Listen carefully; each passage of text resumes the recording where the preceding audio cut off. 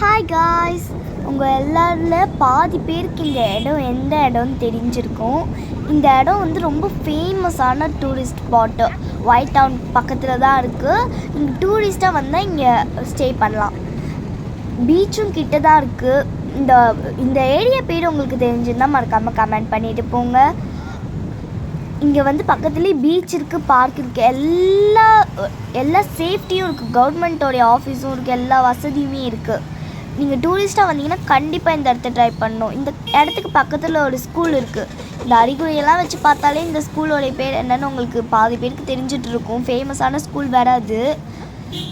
தெரிஞ்சவங்க கமெண்ட் பண்ணிடுங்க, தெரியாதவங்க கமெண்ட்டை பார்த்து தெரிஞ்சுக்கோங்க. இந்தமாதிரி நிறைய இந்த ஒயிட் டவுன் கிட்ட ரொம்ப ஸ்பெஷலாகவும் இருக்குது. இங்கே பாருங்கள், இங்கே நிறைய ட்ரீஸ் இருக்குது. இந்தமாதிரி நீங்களும் நிறைய ட்ரீஸ் வளர்க்கணும்.